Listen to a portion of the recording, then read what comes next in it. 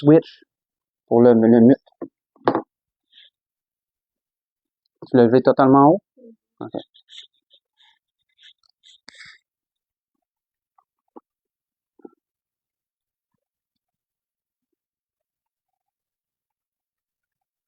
Ouais, je suis en train de te dire de lever la petite switch. OK? Bon, donc, bonsoir à tous. Je suis heureux de vous retrouver encore ce soir. J'espère que vous allez bien. Et j'espère que vous avez passé une belle semaine jusqu'à présent. Une semaine chaude. On peut quand même remercier le Seigneur pour la belle température, parce que lorsque les froids vont s'en venir, on va se souvenir de ces belles températures-là, puis on va peut-être s'en ennuyer. Mais c'est vrai qu'il fait chaud, puis c'est vrai qu'on aurait besoin de pluie. Donc, que ce soit dans nos prières qu'il puisse pleuvoir. Donc, sans plus attendre, je vais nous conduire en prière. Et ensuite, on pourra laisser l'Esprit nous diriger dans le sujet qu'il veut nous donner ce soir. Éternel Dieu, on vient vers toi, mon Père. On est reconnaissant pour cette semaine que tu nous as accordée jusqu'à présent, pour tes bontés, tes bienfaits, pour la belle température que tu nous donnes.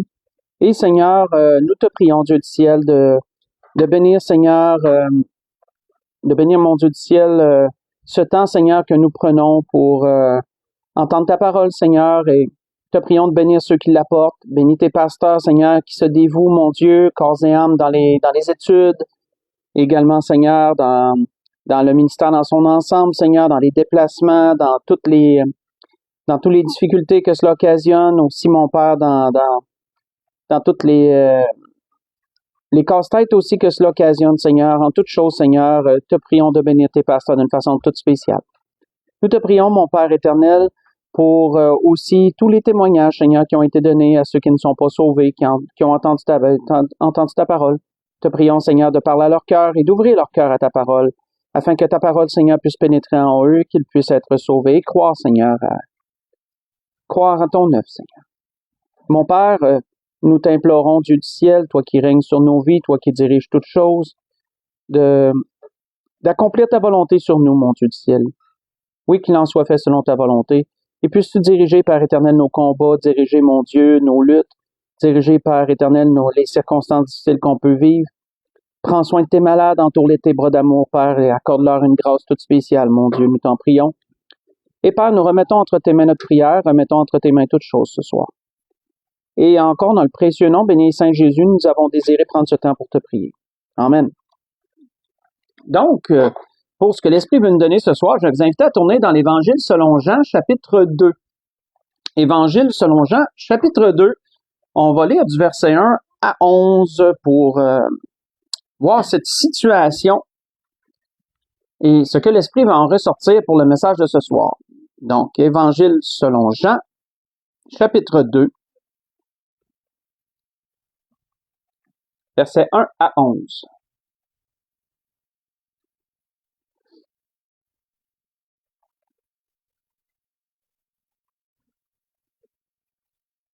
Donc, il nous est dit que 3 jours après, il y eut des noces à Cana, en Galilée, et la mère de Jésus était là. Et Jésus fut aussi invité aux noces avec ses disciples. Le vin ayant manqué, la mère de Jésus lui dit, « Ils n'ont plus de vin. » Jésus lui dit, « Femme, qu'y a-t-il entre toi et moi? Ou entre moi et toi? Mon heure n'est pas encore venue. » Sa mère dit au serviteur, « Faites ce qu'il vous dira. » Or, il y avait là 6 vases de pierre destinés aux purifications des Juifs et contenant chacun 2 ou 3 mesures. Jésus leur dit, « Remplissez d'eau ces vases. » Et ils les remplirent jusqu'au bord. « Puisez maintenant, leur dit-il, et apportez-en à l'ordonnateur du repas. » Et ils lui en apportèrent.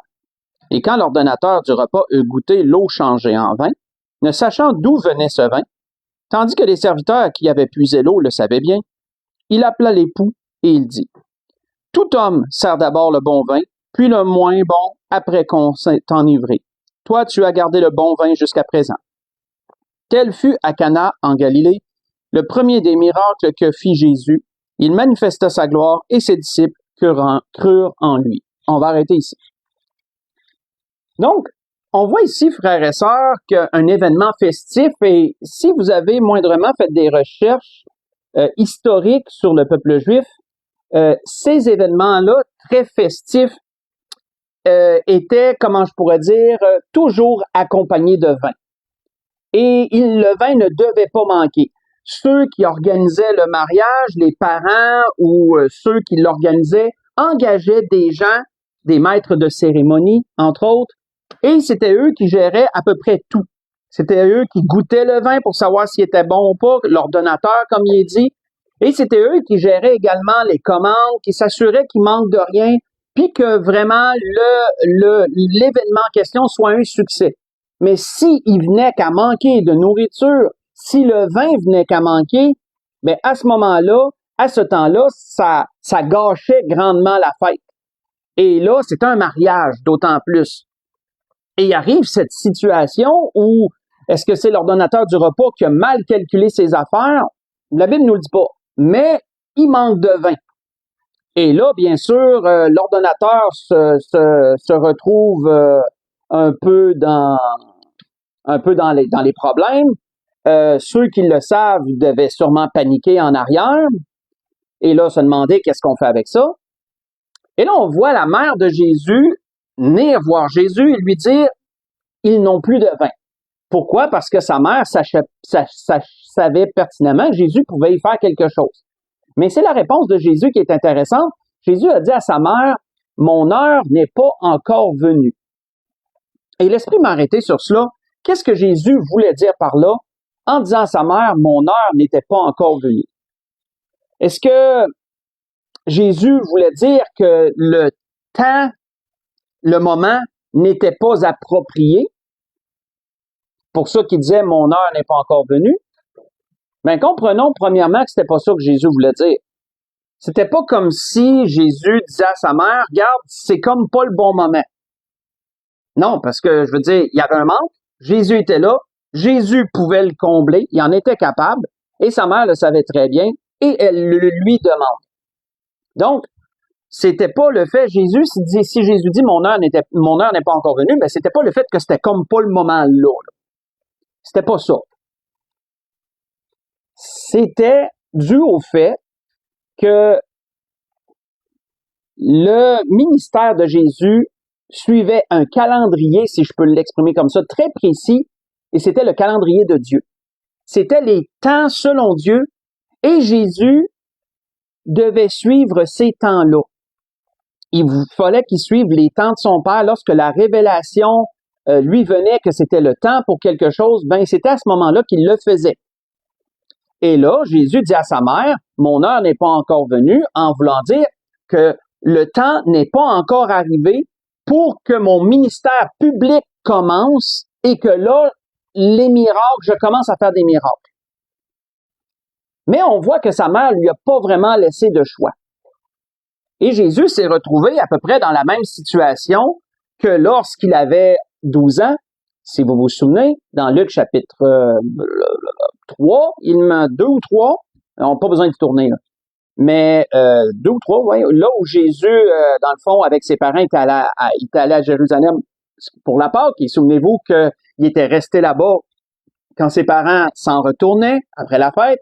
Ils l'ont cherché pendant 3 jours pour le trouver dans le temple. Et quand ils lui ont dit, qu'est-ce que tu t'as fait là, tu nous as fait peur, ben il leur a dit, je dois m'occuper des affaires de mon père.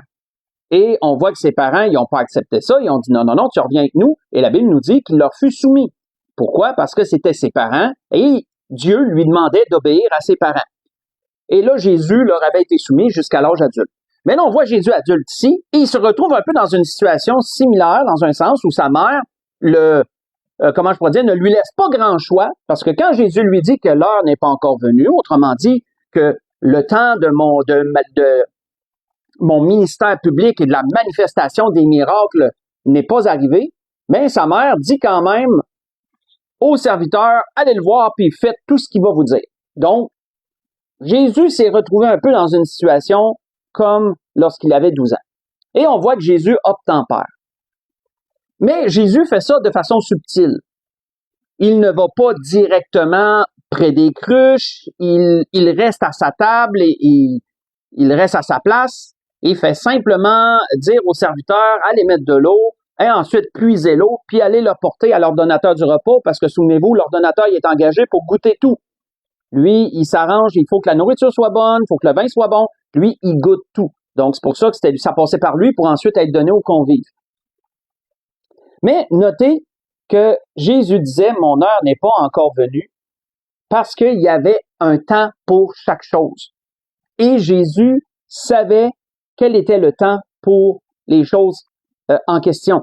Jésus savait que à partir du moment où il allait accomplir son premier miracle, ben c'était le déclencheur. Il savait que ça, c'était le déclencheur pour tous les événements successifs qui suivraient.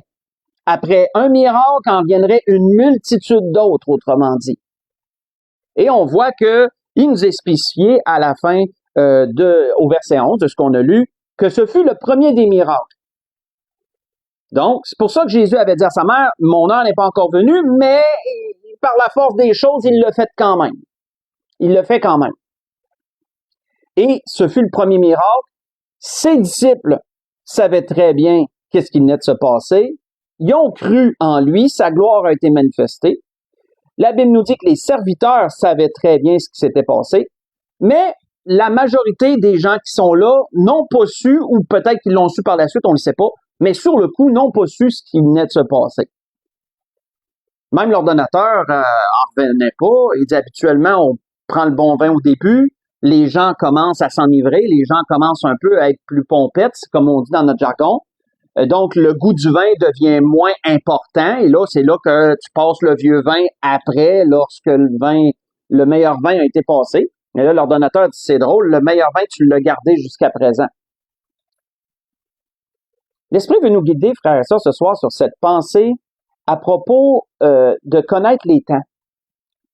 Parce qu'on voit que Jésus connaissait son heure. Il connaissait les temps pour chaque chose. Il savait si c'était le temps de débuter son ministère public à travers des miracles ou non. On va explorer cette pensée. On va aller voir un autre exemple dans Jean chapitre 7. Jean chapitre 7, si vous voulez continuer avec moi. On va aller voir un autre exemple. Dans l'Évangile selon Jean chapitre 7.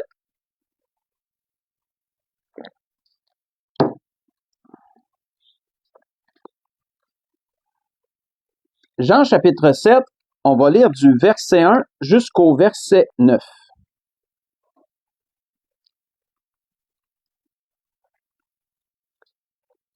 Donc, un peu plus tard, il nous est dit qu'après cela, Jésus parcourait la Galilée, car il ne voulait pas séjourner en Judée parce que les Juifs cherchaient à le faire mourir. Donc, on voit que Jésus avait déjà, là son ministère, il était vraiment commencé, il était vraiment en cours, quoiqu'il était encore dans ses débuts, mais on voit qu'il y avait déjà eu des altercations avec les chefs religieux, il y avait déjà eu des altercations avec certains du peuple, puisqu'il cherchait à un certain endroit en Judée, il cherchait déjà à le faire mourir. Donc, on voit qu'il les avait scandalisés ou il les avait contredits grandement. Or, il nous est dit que, la fête des Juifs, la fête des tabernacles était proche, appelée aussi en hébreu Sukkot. Et ses frères lui dirent, « Pars d'ici et va en Judée, afin que tes disciples voient aussi les œuvres que tu fais. Personne n'agit en secret lorsqu'il désire paraître. Si tu fais ces choses, montre-toi toi-même au monde. » Car ses frères non plus ne croyaient pas en lui. Mais notez ce que Jésus leur dit. « Mon temps n'est pas encore venu, mais votre temps est toujours prêt. Le monde ne peut vous haïr, moi il me hait, parce que je rends de lui le témoignage que ses œuvres sont mauvaises. Montez-vous à cette fête. Pour moi, je n'y monte pas encore, parce que mon temps n'est pas encore accompli. » Après quoi, après leur avoir dit cela, il resta en Judée. En Galilée, excusez. Il resta en Galilée. On va arrêter ici. Donc, voyons-nous que Jésus a employé une expression très similaire à ce qu'on a vu, à ce qu'on a entendu de sa part aux noces de Cana. Jésus avait dit à sa mère, mon heure n'est pas encore arrivée, n'est pas venue. Et là, il dit à ses frères, mon temps n'est pas encore venu. Ce qui voulait sensiblement dire la même chose, en passant. Ça voulait sensiblement dire la même chose. On voit que Jésus ne parlait pas ici du temps de la fête, parce que la date était bonne. C'était le temps de la fête des Sukkot, la fête des tabernacles, la fête des Sukkot. C'était le temps. Et non, il ne parlait pas du temps de la fête. Il n'était pas en train de dire, non, le temps de la fête n'est pas là. Il n'est pas arrivé. C'est pas ça qu'il voulait dire. Jésus, encore là, est en train de dire à ses frères, est en train de répondre plutôt à ses frères dans ce qu'il voulait qu'ils fassent. Qu'est-ce que ses frères voulaient qu'ils fassent? Ben, ses frères voulaient que Jésus aille en Judée, là où on cherchait à le faire mourir, autrement dit à Jérusalem, parce que Jérusalem se trouve en Judée. Et ils voulaient qu'il aille en Judée, mais de façon spectaculaire, de façon publique, spectaculaire, puis qui dans le fond, qui s'affiche ouvertement à tout le monde comme un peu en grande pompe.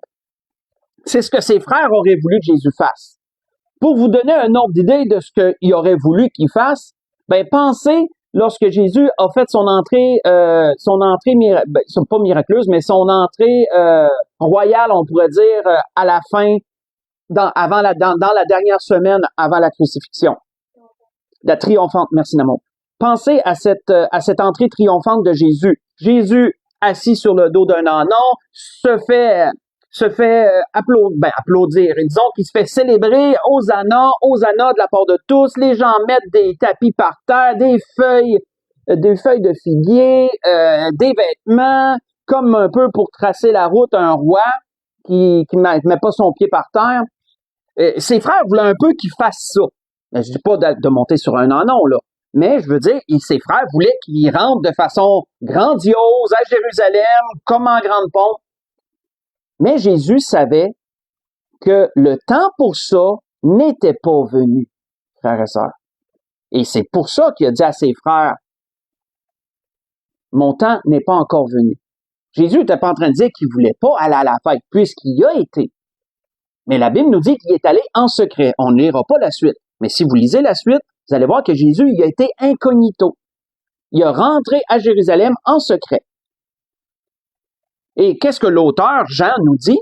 Ben, Jean nous dit qu'à Jérusalem, ça discutaillait pas mal à propos de Jésus. Puis on voit que son ministère séparait les opinions, séparait la foule. Il y a une partie des gens qui disaient que Jésus égare la multitude, que c'était un faux enseignant. Et il y en avait une autre partie qui disait, oui, mais il n'y a jamais personne qui a pu faire les miracles qu'il fait. Donc, il doit venir de Dieu. Et on voit que Jésus était un grand débat. Souvenez-vous, on n'était pas à la fin de son ministère, avant la crucifixion. On était dans les débuts de son ministère. Et on voit que tout le monde se posait la question, surtout les chefs religieux, est-ce qu'il va être là? Mais ils ont découvert que Jésus était à la fête. La Bible nous dit quasiment 3 jours plus tard, parce qu'il enseignait dans le temple. Puis à un moment donné, ça l'a attiré l'attention. Et là, ils ont découvert qu'il était là. Mais Jésus n'est pas rentré comme un roi dans sa capitale, en grande pompe. Jésus y est allé en secret. Pourquoi? Parce que son temps n'était pas encore venu, frères et sœurs. Le temps d'entrer de façon royale, triomphante, n'était pas encore venu. On voit que ses frères auraient voulu le pousser à ça. Ils croyaient pas encore en lui, que Jean nous spécifie. Hein? Fait qu'eux autres, dans leur tête, ils auraient voulu si tu te dis être ce que tu es, ben, tu sais, montre-le à tout le monde. Montre-le à tout le monde. Parce que c'était des raisonnements charnels. C'était des raisonnements humains. Mais le point important, c'est que Jésus savait que le temps n'était pas encore venu. On pourrait se demander pourquoi. Ben, notons que, comme je l'ai mentionné, Jésus divisait beaucoup trop la foule dans le début de son ministère. Ça n'aurait pas été le temps de rentrer d'une façon triomphante, parce que ça aurait été probablement pas si triomphant que ça. Parce que, à la fin, lorsqu'il est rentré, à la fin, avant la dernière semaine, ça faisait 3 ans et demi là, que son ministère, les gens avaient entendu en masse parler de lui, tout le monde le connaissait. Et là, il divisait pas mal moins l'opinion publique. Oui, les chefs religieux ne l'aimaient pas, mais l'opinion publique était beaucoup de son bord à Jésus. Donc, à la fin de son ministère, c'était le temps. Le temps était là, comme on va le voir. Mais au début, lorsque il divisait beaucoup la foule, ben c'était pas le temps de rentrer de façon triomphante. Ça n'aurait pas été tellement triomphant. Puis en plus de ça, il voulait le faire mourir. Fait que d'aller ouvertement comme ça, ben aurait pu provoquer, je veux dire, on sait que Jésus, il n'y a rien qui aurait pu l'empêcher d'accomplir son ministère. Mais voyez-vous que ça aurait pu aller au-devant de problèmes inutiles. Jésus savait que c'était pas le temps, somme toute. Il savait que c'était pas le temps. Puis il y avait des raisons pour ça. C'était pas encore le temps de provoquer ouvertement les chefs religieux. Il y avait déjà eu des accros avec eux autres. C'était suffisant pour le moment. Notons, frères et sœurs, que dans tout son ministère, si on fait les recherches, on voit que Jésus connaissait très bien les temps pour chaque chose. Jésus a su quand que c'était le temps de commencer à annoncer la bonne nouvelle. On voit ça dans Marc 1, versets 14 et 15. Lorsque Jean, le Baptiste, a été arrêté et emprisonné, Jésus a su que son temps était venu de commencer à annoncer la bonne nouvelle du royaume. Et c'est là qu'il a commencé à prêcher. Repentez-vous quand le royaume des cieux est proche. Comme je l'ai dit dans Marc 1, versets 14 et 15, vous le voyez. On peut voir beaucoup plus tard, et ça a été comme ça tout au long de son ministère. Jésus, quand il y avait des choses à faire, il savait que c'était le temps de les faire, donc il les faisait. Ça a été comme ça aussi, comme je l'ai mentionné plus en introduction, lorsqu'il a rentré de façon triomphante à Jérusalem. Vous voyez ça dans Matthieu 26, verset 18. Il est dit que Jésus savait que c'était le temps. Son temps était proche, que la Bible nous dit. Il savait que le temps était proche, le moment était là. C'était là, il fallait que ça se fasse. Et donc, à ce moment-là, il le fait. Et ça a eu l'impact que ça devait avoir. On voit que lorsque Jésus était pendant la dernière semaine, il nous est dit que Jésus savait que son heure était venue. Ça, c'était proche de la Pâque, la journée avant la Pâque, quelque chose comme ça, dans Jean 12, verset 23. Il nous est dit que Jésus savait que son heure était venue. Parce que là, entre autres choses, il venait de se passer que Marie venait de répandre du parfum sur sa tête et tout. Elle avait brisé son flacon de parfum qui valait très cher. Elle l'avait répandu sur Jésus, sur la tête de Jésus. Et Jésus avait dit, elle a fait ça d'avance pour ma sépulture. Donc, Jésus savait reconnaître, frères et sœurs, ce qu'on doit retenir sur ce que l'Esprit nous dit ce soir, c'est que Jésus savait, mon heure n'est pas venue, mon temps n'est pas venu, ou il disait, mon temps est proche, mon heure est venue. Jésus connaissait les temps. Il savait quand c'était le temps de faire quelque chose et quand c'était pas le temps. Son ministère a été un peu, comment je pourrais dire, était ordonné, était réglé comme une horloge suisse, on pourrait l'expression, là, parce que à travers son ministère, il accomplissait tout ce que les prophètes et les rois, les prophètes avaient parlé de lui, tout ce qui était messianique dans l'Ancien Testament s'accomplissait au fur et à mesure, et les temps étaient extrêmement importants pour que rien ne passe de côté. Tout devait s'accomplir. Et c'est effectivement ce qui s'est passé. On voit que cette importance-là de reconnaître les temps, de faire ou de ne pas faire quelque chose, on voit que ça se retrouvait même dans les enseignements de Jésus. C'était pas juste dans sa façon d'agir. On voit que ça se retrouvait même dans ses enseignements. Si vous voulez lire pendant la semaine, vous pourrez voir dans Matthieu 13, versets 24 à 30, quand on parle de la parabole de l'ivraie et du blé, Jésus explique dans cette parabole-là que le temps de la moisson était venu. Lorsque les anges disaient, il y a un ennemi qui a semé de l'ivraie parmi le blé, qu'est-ce qu'on fait? On va-tu l'arracher tout de suite? Jésus disait non, laissez-les croître ensemble. Et au temps de la moisson, lorsque le temps de la moisson va arriver, là, vous allez premièrement arracher l'ivraie. Vous allez premièrement arracher l'ivraie pour l'acheter. Et ensuite, vous allez récolter le blé et l'amasser dans mon grenier.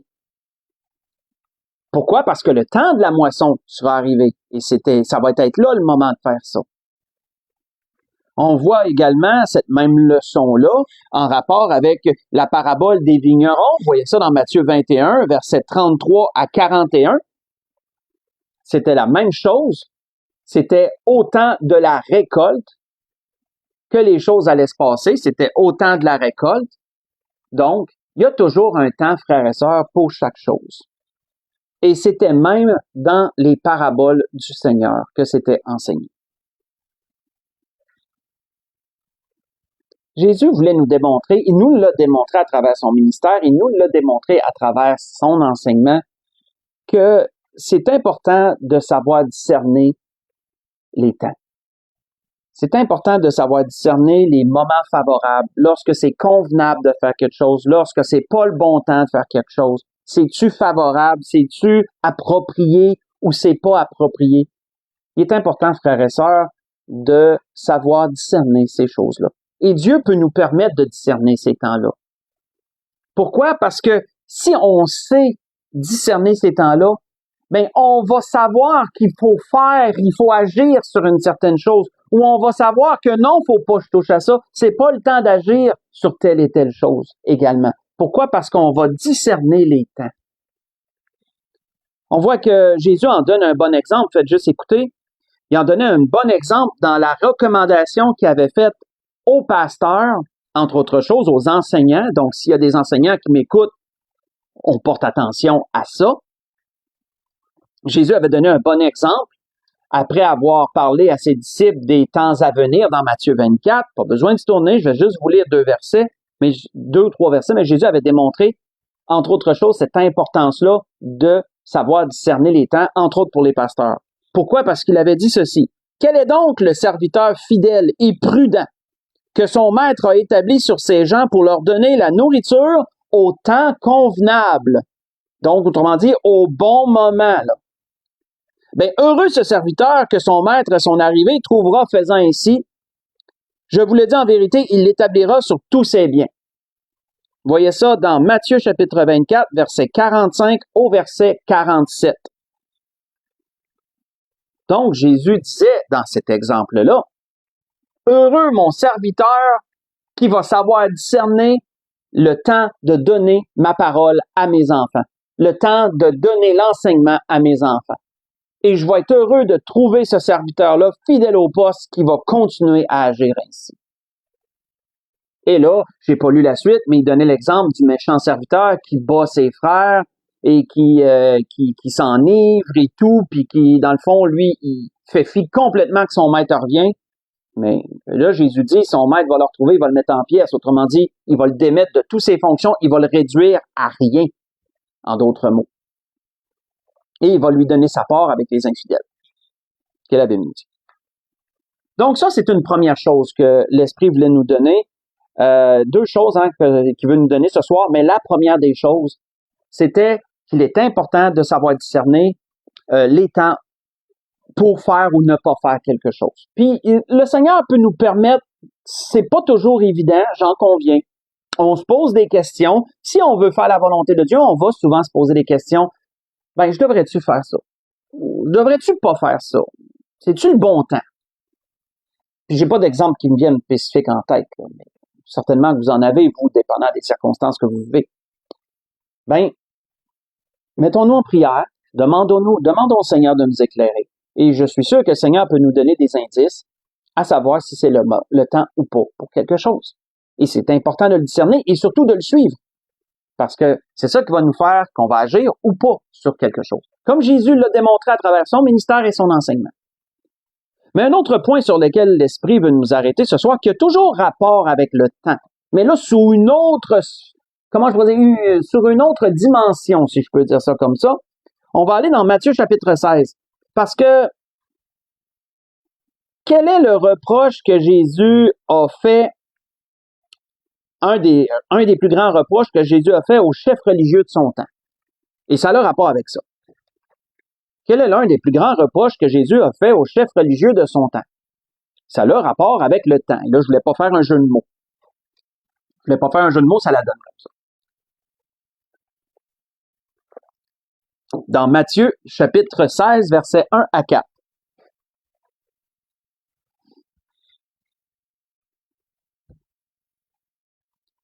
Il est dit, Matthieu, chapitre 16, versets 1 à 4, il est dit, les pharisiens et les sadducéens abordèrent Jésus et pour l'éprouver, lui demandèrent de leur faire voir un signe venant du ciel. Et Jésus leur répondit, le soir vous dites, il fera beau, car le ciel est car le ciel est rouge. Et le matin, il y aura de l'orage aujourd'hui, car le ciel est d'un rouge sombre. Vous savez discerner l'aspect du ciel et vous ne pouvez discerner les signes des temps. Une génération méchante et adultère demande un miracle. Il ne lui sera donné d'autre miracle que celui de Jonas. Puis il les quitta et s'en alla. On va arrêter ici. Donc, on voit quoi, frère, ça? On voit que comme ils l'ont fait à quelques reprises, les scribes et les pharisiens, pour provoquer Jésus, lui disent, ben, si t'es vraiment celui que tu nous dis être, fais-nous là, tout de suite, un signe grandiose. Accomplis un grand miracle, puis on va croire en toi. Et là, on voit que Jésus leur donne cette réprimande-là sur le fait qu'ils savaient très bien discerner les signes dans le ciel pour savoir s'il allait faire beau ou pas le lendemain, mais ils n'étaient pas capables de discerner les signes des temps. Et ça, c'est important. Autrement dit, ils avaient les Saintes Écritures et ils l'étudiaient. C'était des pharisiens, après tout. Ils connaissaient la Torah, peut-être pas sur le bout des doigts, mais ils avaient toujours le nez dedans. Que ce soit les scribes qui la transcrivaient de façon très fidèle, que ce soit les pharisiens qui étaient la caste religieuse la plus populaire à ce temps-là, que c'était les docteurs de la loi qui, eux, devaient l'étudier à fond pour être capables de donner des recommandations au peuple en rapport avec leurs questionnements. C'était la loi qui avait une réponse à tout. On voit qu'eux devaient l'étudier. Il y avait les Écritures et il y avait les prophètes. Il y avait tout ce que les prophètes avaient dit à propos de Jésus, que ce soit de sa naissance, que ce soit un peu de son parcours, des miracles qu'il allait faire, ce que le Messie a, tu sais, les paroles que le Messie allait dire. Il y avait tout de répertorié, il y avait tout pour eux, et Jésus accomplissait tous ces points-là, il cochait toutes les cases. Il aurait dû savoir le temps où ils étaient. Il aurait dû savoir que leur Messie était parmi eux. Parce que les miracles de Jésus, comme la Bible dit, correspondaient à ce que les prophètes avaient annoncé. Vous voyez ça, entre autres, dans Matthieu 11, versets 4 et 5, c'est spécifié. Et eux, de façon arrogante et incrédule, demandent à Jésus de prouver, malgré tout ce qu'ils avaient déjà vu. Mais ils demandent à Jésus de prouver par un miracle qu'il est celui qu'il est. De se justifier, en d'autres mots. Ils ne savaient pas, frères et sœurs, discerner les temps où ils étaient. La période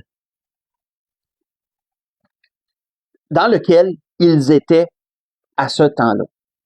Et c'était très grave, parce que leur Messie était là et ils auraient dû le savoir. C'était eux qui avaient la connaissance, ils auraient dû le savoir. On voit que Jésus avait fait une réprimande semblable à la foule en général, à un autre moment donné. Faites juste écouter. Il avait fait une réprimande similaire aux chefs religieux, à la foule, et il leur avait dit ceci. Quand vous voyez un nuage se lever à l'Occident, vous dites aussitôt la pluie vient. Et cela arrive ainsi. Et quand vous voyez souffler le vent du midi, vous dites il fera chaud. Et cela arrive. Hypocrite! Vous savez discerner l'aspect du ciel et de la terre. Comment ne discernez-vous pas ces temps-ci? Leur disait Jésus. Dans Luc chapitre 12, j'ai lu le verset 54 au verset 56. Verset 54 au verset 56 de Luc chapitre 12. C'est la même chose. Jésus dit à la foule, comment vous ne pouvez pas discerner ces temps-ci? Parce qu'encore là, même si la foule n'avait pas l'enseignement des pharisiens et tout, ils entendaient la Torah, la lecture de la loi dans les synagogues, à tous les sabbats. Veux pas, ils ont entendu des choses concernant le Messie à un moment ou à un autre. Et il aurait dû avoir un certain discernement en rapport avec ça. Pourquoi? Parce que ce discernement-là leur aurait permis de savoir le temps dans lequel ils étaient. On voit que Jésus faisait ce même reproche, et si vous voulez lire durant la semaine, vous l'avez certainement déjà lu, dans Luc chapitre 19, verset 44, il faisait ce même reproche à la ville de Jérusalem. Lorsque Jésus a dit, Jérusalem, Jérusalem, toi qui tues les prophètes, qui lapides ceux qui te sont envoyés, j'ai voulu te rassembler comme une poule rassemble ses poussins, vous ne l'avez pas voulu. Là, j'ai paraphrasé, j'ai dit un peu en mes propres mots. Mais Jésus a fait ce même reproche à Jérusalem. Tu n'as pas su le moment où tu as été visité. Tu n'as pas connu le temps où tu as été visité. Jésus aurait tellement aimé que son peuple, et Jésus est Dieu, bien sûr, aurait tellement aimé que son peuple reconnaisse le temps où ils avaient été visités. On sait que c'était un peu en même temps arrangé par Dieu d'une certaine façon. C'est un châtiment dans un sens. Parce qu'Ésaïe l'avait prophétisé, hein. Vous avez des oreilles, mais vous n'entendrez point. Vous avez des yeux, mais vous ne verrez point. On sait quand même qu'il y avait quand même une chose. Dieu permettait quand même un peu cette obscurité-là dans un sens. Mais, s'il avait discerné les temps dans lesquels ils étaient, ça les aurait fait agir totalement différemment de ce qu'ils ont fait. Parce que s'ils savaient discerner les temps où ils avaient été visités, ben, ils n'auraient pas crucifié le Seigneur. Ils l'auraient au contraire adoré. Ils l'auraient suivi. Mais on sait que Jésus devait mourir pour les péchés de son peuple et de l'humanité tout entière afin que nous puissions être sauvés. Et c'est pourquoi son peuple a été aveuglé. Dieu a permis ça. Parce qu'il fallait que Jésus meure à la croix pour accomplir le plan de Dieu. Mais on comprend que s'ils avaient discerné les temps dans lesquels ils étaient, le Messie qui les visitait, la parole de Dieu la parole de Dieu faite en chair, venue en chair, Dieu parmi les hommes, comme Jésus avait dit, dans Jean 14, hein, il dit à Philippe, si tu m'as vu, tu as vu le Père. Comment peux-tu me dire, montre-nous le Père? S'ils avaient discerné ces temps-là, ben, ils n'auraient pas crucifié Jésus, bien au contraire, ils auraient agi d'une toute autre façon. Et ça, frères et sœurs, c'est encore un autre point. Jésus, le Seigneur, Dieu, on peut les mettre ensemble, bien sûr, il veut nous donner le discernement des temps dans le sens qu'on sache si le moment est approprié pour faire ou ne pas faire quelque chose dans notre vie quotidienne, notre vie courante. Dieu veut nous donner cette connaissance-là et ce discernement-là. Parce qu'il est important, parce qu'on va agir ou pas, dépendant de ça. Si on peut le savoir. Mais Dieu veut aussi qu'on sache discerner les temps dans lesquels nous sommes, la période, autrement dit, dans laquelle nous sommes. Et si vous êtes des enfants de Dieu et que vous vous informez de tout ce qui se passe présentement, que ce soit un président, je nommais pas lequel, vous le savez, qui fait les accords d'Abraham pour réconcilier, pour établir la paix au Moyen-Orient avec Israël et toutes les nations arabes, que ce soit tous les catastrophes qui surviennent, entre autres choses, ces dernières années, mais plus spécifiquement cette année, à travers les pluies torrentielles, les chaleurs extrêmes et tout ce qui se passe là. Que ce soit l'annonce de la reconstruction du 3e temple qui s'en vient, on voit que c'est imminent. Et je pourrais encore aller dans bien d'autres façons. Est-ce qu'on est capable de discerner les temps, nous aussi? Est-ce qu'on est capable de discerner la période dans laquelle on est? Si nous sommes capables de le discerner, mais ça va nous faire agir de façon totalement différente. Nous ne serons pas oisifs. Nous ne serons pas stériles pour le Seigneur. Bien au contraire. On va être tout feu, tout flamme. On va être consacré. On va être dévoué. On va redoubler d'ardeur parce qu'on sait que le Maître est à la porte. Frères et sœurs. Ça, c'est si on sait discerner les temps dans lesquels nous sommes. Si on ne sait pas le discerner, ben on va être comme les vierges folles. Pas d'huile dans les lampes, on s'endort, puis le Maître va nous prendre par surprise. Puis on ne sera pas prêt lorsque il va être là. Puis on sait ce qui leur est arrivé à ces vierges folles-là. Ils n'ont pas pu rentrer dans la salle des noces. Ils sont restés dehors. C'était ce que l'Esprit voulait nous dire ce soir, frères et sœurs. Connaître les temps sous 2 dimensions différentes.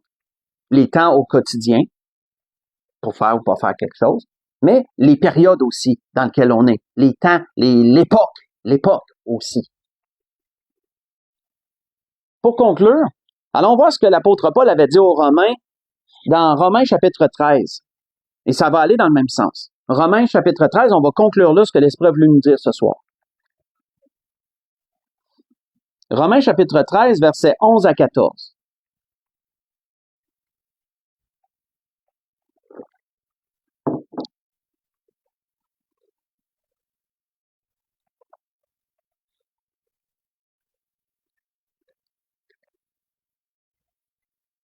Romains chapitre 13, versets 11 à 14.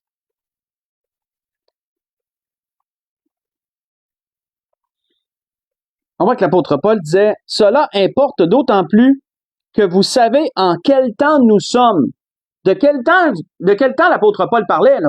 Il parlait de la période, là. Il parlait de la période. Il parlait pas que, tu sais que c'est le temps de faire ci ou de faire ça. Non. Il parlait, le temps où nous sommes, c'est la période où nous sommes, là. Vous savez en quel temps nous sommes. C'est l'heure de vous réveiller en fin du sommeil, car maintenant le salut est plus près de nous que lorsque nous avons cru. On le sait, frères et sœurs, que pour l'apôtre Paul, le retour du Seigneur, là, il le voyait en son temps à lui, là. Et pourtant, ça fait 2000 ans de ça, là, quasiment, là. Mais l'apôtre Paul le voyait en son temps. Parce que si on connaît le contexte de l'apôtre Paul, ben l'apôtre Paul, lui, il a vécu ce temps-là où les Juifs se sont rebellés contre Rome et lui a été tué juste avant que Jérusalem soit détruite. Si vous connaissez les années de son ministère à Paul, là. Lui a été tué à l'entour de l'an 67 de mémoire, selon les historiens, selon les théologiens, historiens. Il aurait été tué à l'entour de l'an 67, puis Jérusalem est tombée en l'an 70. Il a été détruite par les Romains. Donc, l'apôtre Paul a vécu ce temps-là de rébellion des Juifs contre Rome, et la grogne, il devait sentir, lorsqu'il a écrit ça aux Romains, surtout les Romains qui habitaient à Rome, les chrétiens qui habitaient à Rome, étaient eux autres étaient un peu en avant-plan, là, étaient un peu pas mal à la première loge, on pourrait dire, là. Ils devaient entendre des choses, eux autres aussi, là. Donc, il y a toujours arrivé dans des périodes, des temps où les gens pensaient que le retour du Seigneur, il était là. L'apôtre Paul le voyait aussi de son temps. Et c'est pour ça qu'il disait, vous savez, les temps où nous sommes, là, il est l'heure de vous réveiller du sommeil, là. Parce que là, le salut est beaucoup plus près que lorsqu'on a cru. La nuit est avancée, le jour approche. Dépouillons-nous donc des œuvres des ténèbres et revêtons les armes de la lumière. Marchons honnêtement comme en plein jour, loin des orgies, de l'ivrognerie, de la luxure, de l'impudicité, des querelles et des jalousies. Mais revêtez-vous du Seigneur Jésus-Christ et n'ayez pas soin de la chair pour en satisfaire les convoitises. Pourquoi? Parce que les Romains, on sait qu'ils menaient une vie assez débauchée. Fait que les chrétiens romains, il y avait doublement du travail à faire, il y avait pas mal une vie à remettre en ordre pour le Seigneur, et par la grâce de Dieu, l'Esprit le faisait. Je veux dire, ils devaient se conformer aux voies du Seigneur. Et c'est pour ça que l'apôtre Paul leur donnait ces exhortations-là. Mais notez que l'apôtre Paul leur disait que c'est important de discerner le temps où ils étaient. Imaginez-nous aujourd'hui, frères et sœurs, nous qu'on est à la fin des temps, on est à la dernière minute de la dernière heure. Nous, on est vraiment là aux portes du retour du Seigneur pour que toutes les prophéties qui n'étaient pas accomplies en leur temps le sont de notre temps. Donc, d'autant plus que les paroles de Paul résonnent de nos jours encore. C'est le temps de nous réveiller du sommeil, frères et sœurs. C'est le temps de discerner les temps où on est rendu. Et c'était ce que l'Esprit voulait nous dire ce soir dans toutes ces choses. Donc, je voudrais vous souhaiter à tous et à toutes une bonne fin de soirée, un bon restant de semaine. Méditons sur ce que l'Esprit nous a donné et toute autre parole que le Seigneur vous donne. Je souhaite une bonne semaine à tous et on va se revoir dimanche à l'Église de l'Espérance, donc soyez bénis, bon restant de semaine.